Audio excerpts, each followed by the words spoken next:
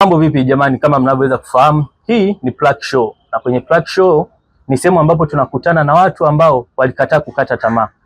Kwa namna yoyote ile ambapo walikutana na mazingira magumu, lakini bado alisema hapana, siwezi kukata tamaa. Nina dhumuni, nina nia na nina lengo ambalo natakiwa nilifikie huko mbeleni. Hivyo basi siwezi kukata tamaa. Na leo kwenye Plaque Show tupo na kiongozi kutoka Chuo Kikuu cha Dar es Salaam. Ni waziri wa mikopo ambaye wanafunzi wote ambao wanahitaji mikopo, wana changamoto za mikopo, nadhani yeye ndo huwa wanamfikia na nawapa utatuzi sahihi.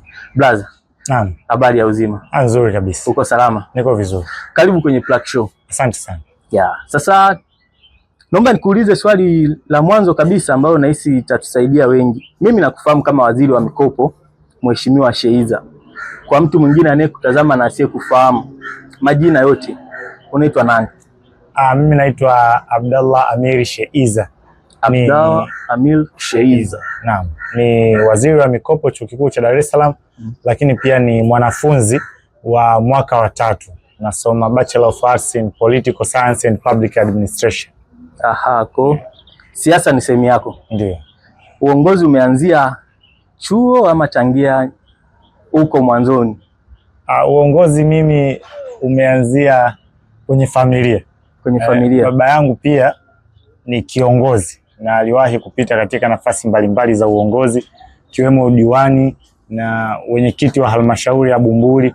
Kwa hiyo mimi nimekulia katika malezi ya kiuongozi pamoja na changamoto mbalimbali, lakini nimejifunza na kukua katika misingi hiyo ya uongozi kutoka kwa wazee wangu, lakini na kuendelea mwenyewe kujifunza katika njia ambazo nimeweza kupitia.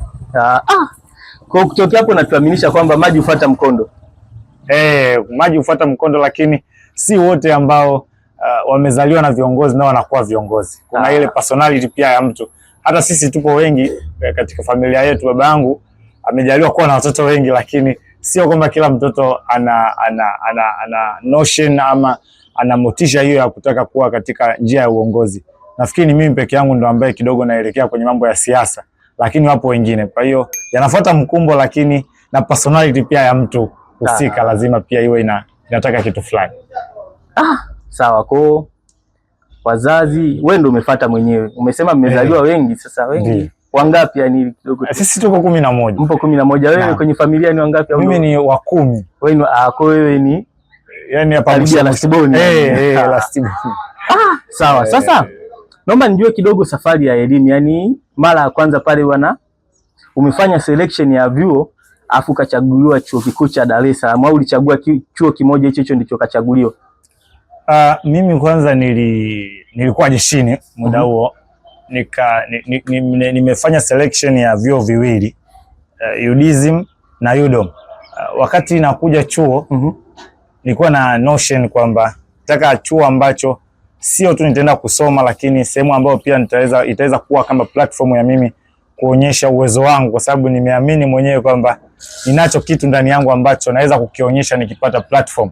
Kwa hiyo nikiwa advance nilikuwa head boy, baadaye nikaja kuwa HP advance.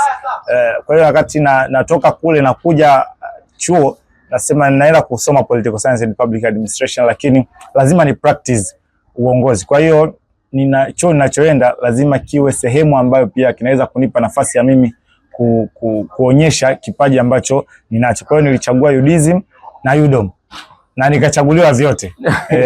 Sasa hapo sasa ndio nikawa sana choice, ndo mwisho nikaja kuingia UDSM. Ambapo uliamini ndipo ambapo kwamba utaonyesha talanta ulionayo ya uongozi. Japo hata UDOM pia ni chuo kizuri, lakini niliopt kuja UDSM kwa sababu niliona ni sehemu pia ambayo kidogo ina uwanja mpana zaidi wa kuonyesha. Naam. Kuna changamoto inakuwa inatokea, wewe unawezaje kuimanage? Yani hivi uongozi na masomo, na ukija ukiangalia nyazifa ulionao ni nyazifa kubwa, karibia wanafunzi wote pale wana mkopo, si ndivyo? Ndio. Na changamoto ni nyingi. Sasa wewe kutenganisha, huu ni muda wangu wa masomo, huu ni muda wa uongozi, kwamba nitatue matatizo ya watu ambao nawatumikia. Ndio. Unawezaje kuvitenganisha hivyo vitu vyote? Sawa. Mimi nafikiri ni ratiba, kuwa na ratiba na kuweza kujimanage mwenyewe, self control. Mimi ni muumini wa kauli kwamba usipoweza kujiongoza wewe mwenyewe, hutoweza hata kuongoza wenzako au hutaweza kuongoza watu wengine. Kwa hiyo ni lazima kila mmoja awe na ratiba yake na awe na time management. Awe na ratiba inayomuongoza kwamba natakiwa sasa hivi nifanye kitu fulani, natakiwa sasa hivi nifanye kitu fulani.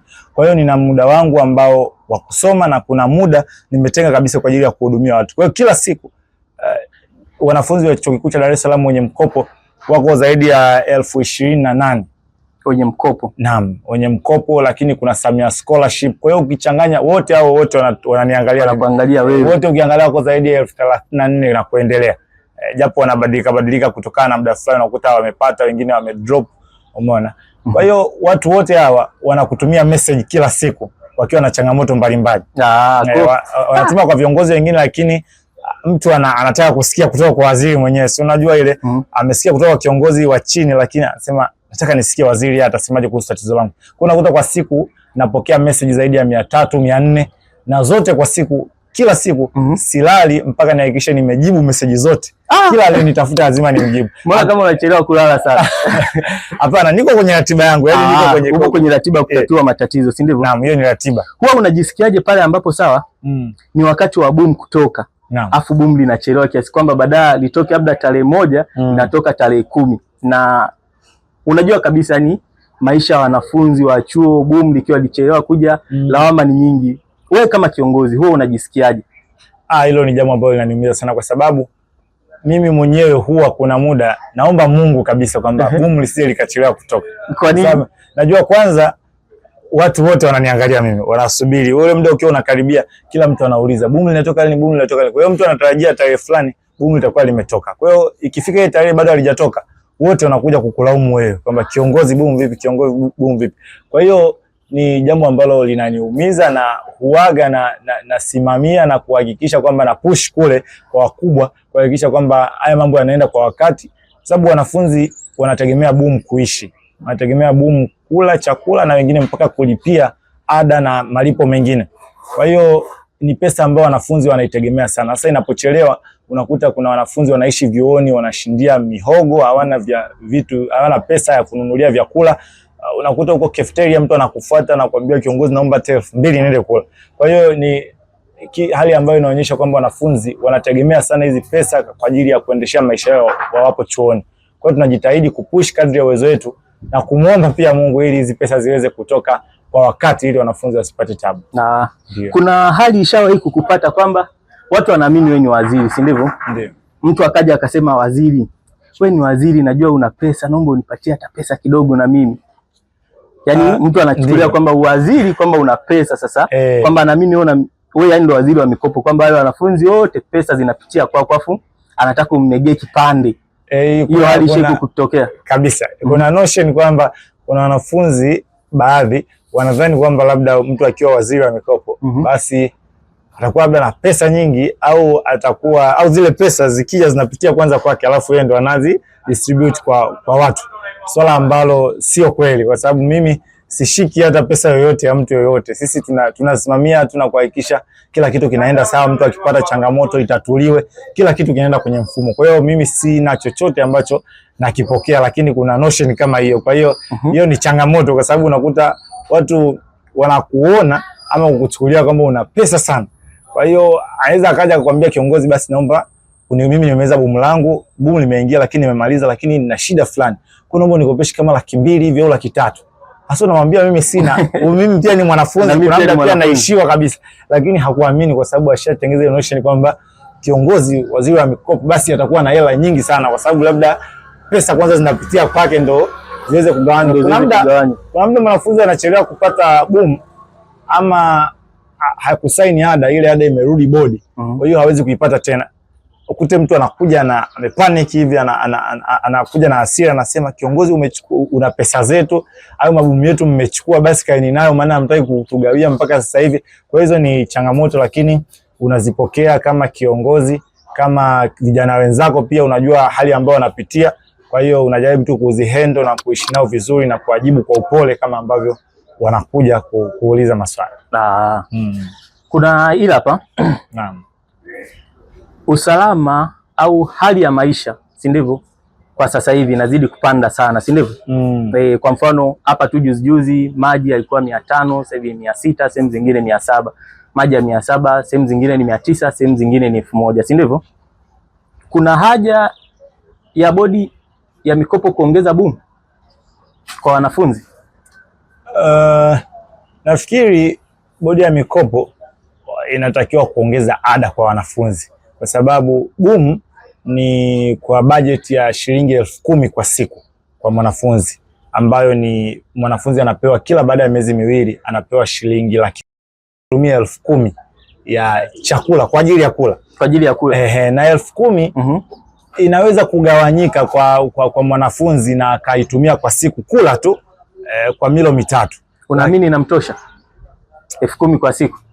Kwa kiasi fulani inatosha, lakini shida moja inakuja kwamba wanafunzi wanapewa ada kwa kiwango kidogo ama asilimia chache, swala linalopelekea sasa wanafunzi hawa kutumia mabumu yao kulipia ada. Umeona? Kwa hiyo mwanafunzi anakuta na 18% analipiwa 230,000 wakati ada yake ni 1,000,000. Wazazi nyumbani wanajua, ama ametokea katika mazingira magumu, wanajua mwanafunzi yuko chuoni na ana boom, hata ada hawamlipii, ama hali ni ngumu nyumbani, kwa hiyo hata yeye mwenyewe haombi wazazi wake, anatumia lile boom lake kwa sababu ndo alilonalo, analipia ada kwa sababu amepewa asilimia chache. Anajikuta boom lake limeingia, amelipia ada, amebakiwa labda na 100,000 tu, 200,000, pesa ambayo haiwezi kabisa kutosha. Kwa hiyo ndio maana unakuta boom linaonekana kutotosheleza kabisa. Lakini hata kama tunasema boom halitoshi kwa maisha ya sasa na kuongezeka kwa bei za bidhaa, basi lisingekuwa halitoshi kwa kiwango hiko ambacho tunaona sasa. Hata kama ingekuwa halitoshi, lisingekuwa halitoshi kwa kiwango hicho, kwa sababu sasa inaonekana halitoshi kabisa, halitoshelezi. Lakini ingekuwa ada ipo ya kutosha kwa wanafunzi, kwa hiyo wanafunzi lile boom ile 600,000 wanakuwa wanatumia kwa ajili ya kula tu kila siku, mwanafunzi yale 10,000 na akawa na budget vizuri pesa yake, ingekuwa ni nafuu kidogo, hata kama boom lisingetosha, lakini isingekuwa kwa kiwango ambacho kipo sasa. Na sawa, sasa hapa tulipo ni Container Pub, si ndivyo? Naam. Wanauza chakula safi kabisa, kila kitu kinapatikana. Hebu naomba nifanyie hesabu ya 10,000 kwa siku kama inamtosha mwanafunzi wa chuo kikuu cha Dar es Salaam. Maana umesema waongezewe ada ila usiongezewe boom. Sasa hebu nipe hesabu kwamba ndani ya miezi miwili 10,000 kwa siku inamtosha. Sawa. Hebu nipe hesabu ambayo itamtosha huyo mwanafunzi wa siku. Sawa. Pale chuoni tuna cafeteria. Wanafunzi wanakula kwenye cafeteria ambazo zina bei zake za vyakula ambazo ziko determined na chuo kabisa. Chakula kinaanzia 1,500. Ugali na maharage na nyama 1,500, unakuja 2,000 mpaka 2,500. Chakula cha mwisho kinauzwa shilingi ngapi cha bei ya juu kabisa? Ya juu 2,500. Sasa kuna zaidi ya hapo 3,000. Sasa kuna wale ambao wanataka bando kwamba anataka shibe zaidi. Anataka shibe zaidi. Kwa hiyo tuweke 2,500. Mafunzo yamekuwa 2,500. Chakula cha mchana tuanze hapo. Chakula cha mchana ni 2,500. Ugali hiyo ni ugali na sawa, yani kuku. Cha msingi ni 2,500. 2,500. Ameweza kula akanywa na maji ya shilingi ngapi? 600. Maji ya 600. 3,100. Ndio. Hiyo ni mchana, si ndio? Hiyo ni mchana. Jioni tena. Akala tena 3,100. Inakuwa shilingi ngapi? Inakuwa 6,200 kama sijakosea. Hapo amekula tena jioni na akanywa na maji, si ndio? 6,200. Bado asubuhi hapo tumebakiwa na 3,800, si ndio? Asubuhi chai 200, kuna mikate pale, kuna magia, miandazi wale. Chai kwa siku unahisi anatakiwa atumie shilingi ngapi? Anaweza kutumia mpaka 1,000, akiamua 800, 1,500. Tuweke 1,500 chai, au tuweke hapo tumeishia 1,000 ngapi? Hapa tumeishia 6,400.